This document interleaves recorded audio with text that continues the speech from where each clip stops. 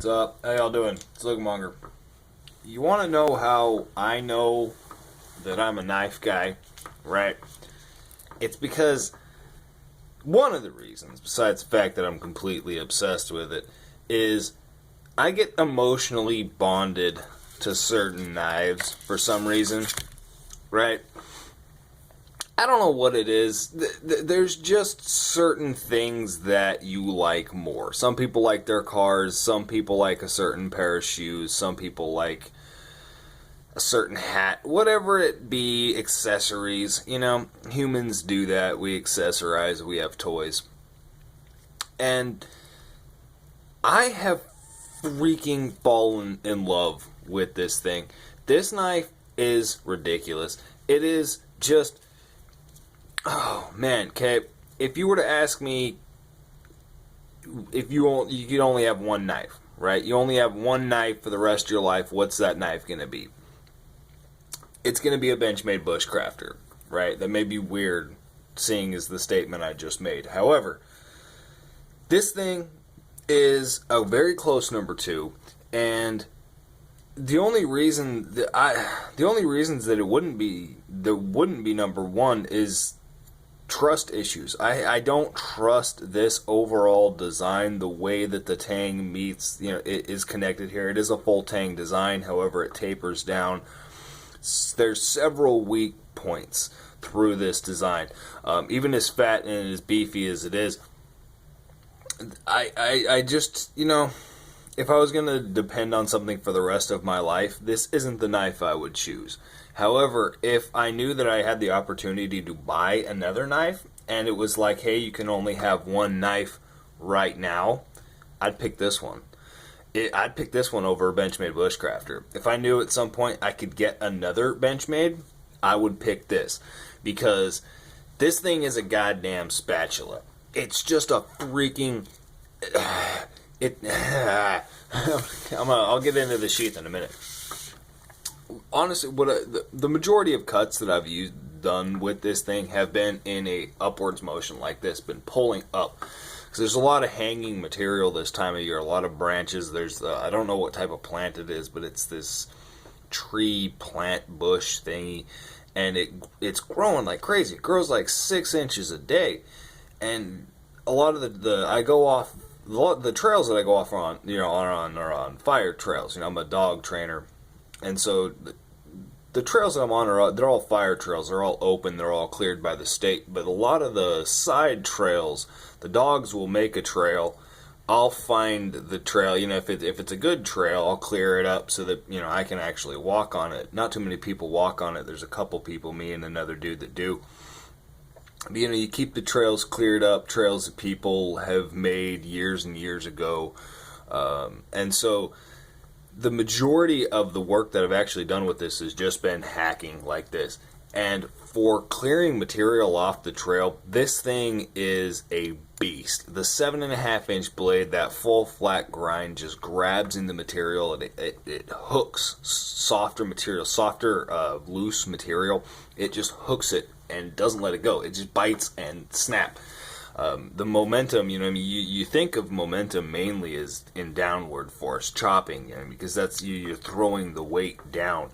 But realistically, when you're pulling a knife up as well, I've noticed a heavier knife, a bigger, heavier knife, actually you gather more momentum in your upward strike as well, just from the knife being thrown upwards.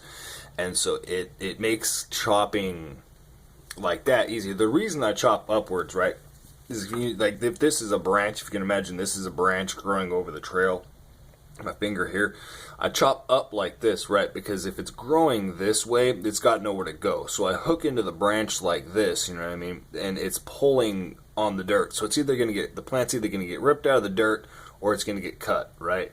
Plant, it pretty much always gets cut off. Cuts the plant off, you know what I mean, and there's your cut, there's your swipe. So it's continual emotions like this. Bigger things you do got to come down on,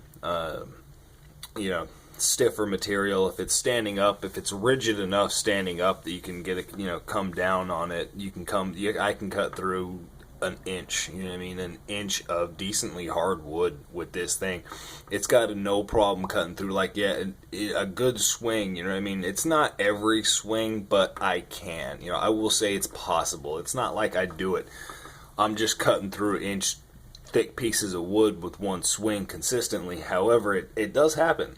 You know what I mean? I've done it with this knife. You know what I mean? Just whop, cut the inch thick. I'm not, no joke.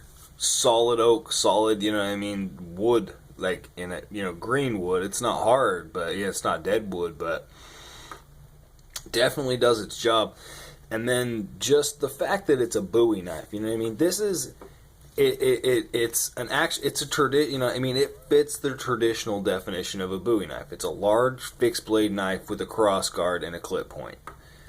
It's not a traditionally shaped Bowie knife at all, but it fits the traditional definition of a Bowie knife. So, if you watch my channel, you know that I carry a fixed blade knife day to day, and carrying. Hold on one second. Actually, let me go grab it. Yep. Carrying a Trailmaster is kind of ridiculous. I've done it, but it's embarrassing. This thing is hanging so far down on my hip, it's pulling my pants down. This one pulls my pants down too, but you know, it's just, I love this knife. I would love to be able to carry it, but it's just too politically incorrect. It scares people too much, and I can complain all I like, you know, all I want about people, you know, giving me funny looks or whatever, you know. You shouldn't carry a fixed blade. I get that crap all the time on YouTube. But something, you know, that's not, you know, I don't care if somebody says something with me carrying this. Somebody says something with me carrying a Trailmaster, they're right. I can't argue with them, you know what I mean? Like, I have to concede their point. It's ridiculous for me to be carrying that. However, with this, I know that their point would still be valid. However, I don't have to concede it in my mind. I don't have to agree with that. 7.5 inches, it's a diluted, kind of weird, I know it's politically incorrect and kind of a strange thing, but I find this a very carryable knife. I love carrying this knife. This is one of my favorite EDC knives, just because it does everything so well, and it's just so, you know what I mean? Like, you know,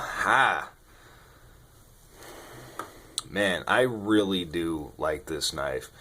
The 01 doesn't hold. You're probably getting the fact I like this through this video. The 01 doesn't hold the best edge, but if you saw the video I just uploaded about sharpening, I like sharpening this knife. This knife. If you saw the video I did, getting to sharpen a knife, not having to, right? This is the knife that inspired me to actually make that video the other day. Because I sharpened this thing up, and I was like, oh, yeah, it is just so much fun. There was a comment on that video, I can't remember, somebody described it as Zen. And they're right. Zen is the proper terminology for sharpening a knife. Especially something like this. The carbon steel takes such a wicked edge. It's just, you know. You notice there's the wear on the blade, however. This is all wear, you know what I mean, just from chopping through material. All the dings and the dents is rocks and dirt, you know, it's just hitting random stuff. But the striations here, you notice all of the lines going in and out. It looks like I've been stabbing through dirt, like I've been digging with it almost. I haven't actually been doing that. That is the sheath wear.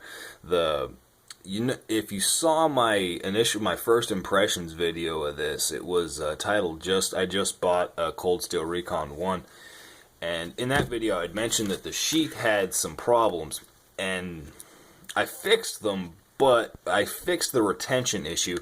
But as you can see with the wear on the blade, just as scratched up as it is, the plastic is sitting like this, right? It's bent like in a U pattern. As you can see, it's separating here at the front and at the back. So the actual plastic material is bent like this. It's only being held together by the actual rivets. I corrected the retention by just threading a plastic, a screw through that plastic there.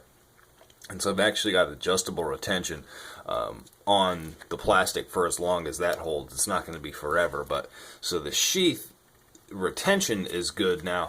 You see as well, I've got it mounted lower, and then how I carry this, right? Another one of my little ways to get around carrying this in public and not freaking people out is carrying it higher on my belt line. That way it doesn't dangle as far down my leg line, and people don't have a common frame of reference and they can't actually tell how big the knife is. That's my delusion, right? I don't know if that's true, but I actually, this is the belt loop, right? So I use that as the belt loop. So it's higher up, mounted a lot higher, actually on hold. It's higher up on my hip. And so I've still got the snap. I can still use the button snap around the actual sheath itself. But it's higher up on my hip. Just lowered that down. This is some steel cordage that I just threaded through and wrapped it through there. And so I can actually use the Velcro so I can take it on and off my belt, or I can use the lower strap and actually keep it mounted to my body. And it's a lot tighter, it's a lot firmer to my body. It doesn't dangle around, it doesn't flap around. That's something, if you're in the woods, if you're using it for camping, if it's a camp knife, hiking knife, wood, trail, something like that, if you're splitting wood with it, dangler is actually, it's more convenient, you know what I mean? It does work better. It's freer. It allows you more mobility.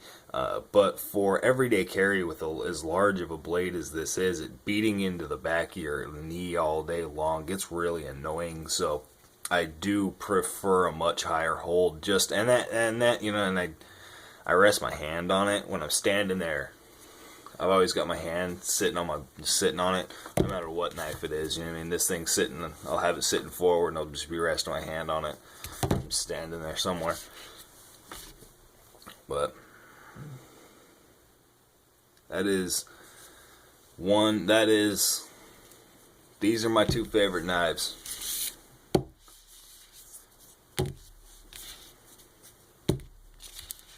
The only similarity they have is the fact that they're fixed blades. Y'all have a good one.